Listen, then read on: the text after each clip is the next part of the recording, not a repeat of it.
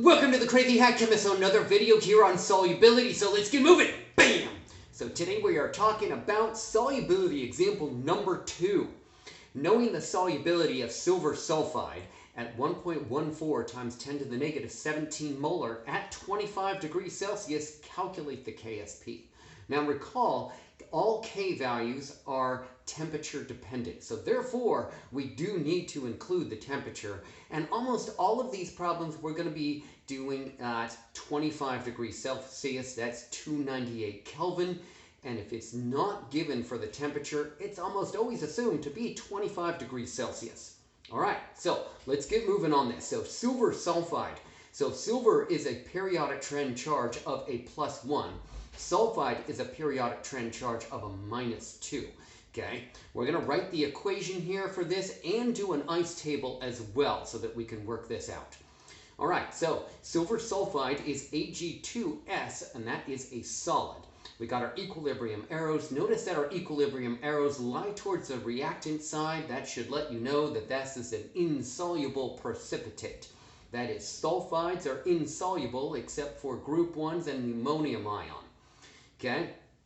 And this disassociates to give 2 silver ions, 1 plus charge, aqueous, and 1 sulfide ion, 2 minus charge, aqueous. Okay, we're going to write an ice table for this. That's initial change in equilibrium. Now, when we're thinking about the future here, when we write our KSP expression in just a little bit, do we need to worry about solids? No, because solids are not included in K expressions of any kind. So therefore, we don't need to worry about the silver sulfide solid itself as far as what its value is, because it's not included into the KSP expression. All right, so just like with any equilibrium reaction here, what is the initial concentration of the products? Well, they're zeros. Bam! Super simple. Okay, now let's worry about the change.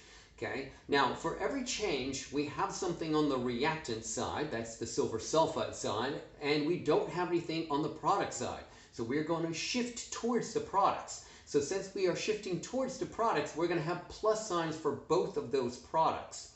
Then we use the stoichiometric coefficients on the balanced equation to come up with the coefficient for the value of x.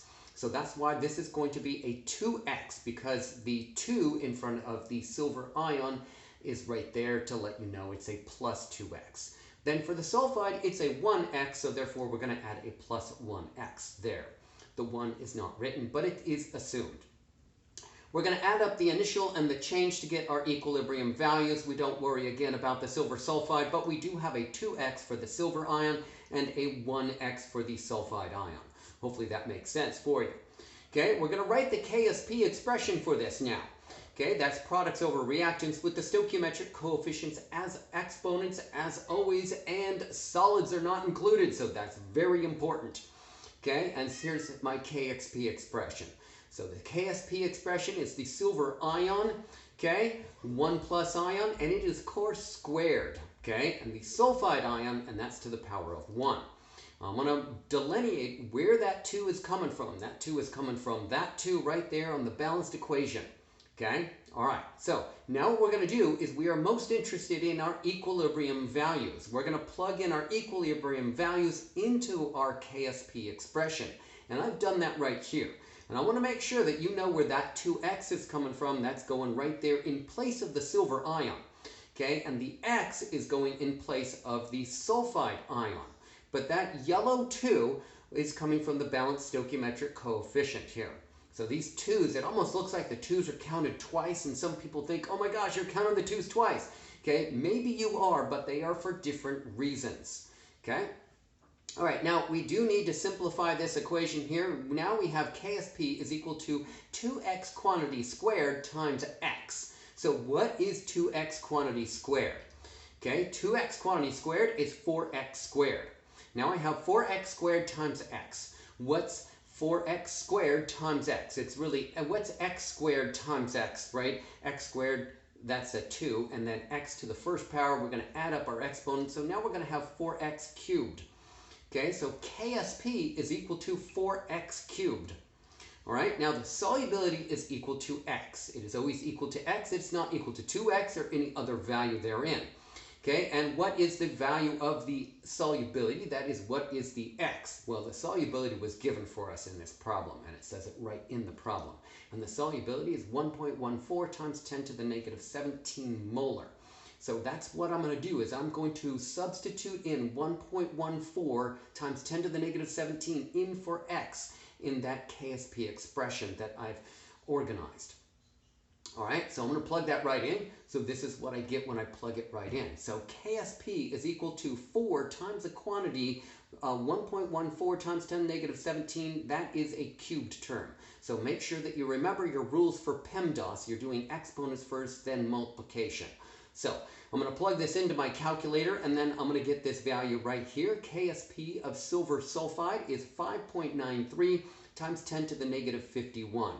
Now, if this is not an assessment, but if it is a problem within a textbook, you might actually be able to look up these values in the back of your textbook in an appendix, or if you have the Handbook of Chemistry and Physics, that is the CRC, you might be able to compare this value to that, or maybe even access to the internet. But I always like reference materials that are actual and true before I go to the internet. Okay? So here is a chem mystery to tie this all up here for you. Doesn't relate to solubility problems, but I don't know. So if a mole of moles were digging a mole of holes, what would you see? So think about that. A mole of moles. We're digging a mole of holes. What would you see? Well, a mole of molasses.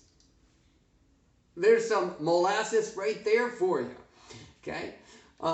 I am the Crazy Hat Chemist, and of course I got a crazy hat. And I love this hat. I got this from one of my teacher colleagues. She gave this to me. It's World Peace. Okay, so hopefully we are all striving for world peace, but if you can't get world peace, then at least get world peace, if nothing else. Remember to subscribe to my channel, give me a thumbs up if you like that video, and don't forget to go to my website. Check out, we got cool t-shirts, and of course, the most important thing, cool stickers. Check it out. I'll see you next time. Bye for now.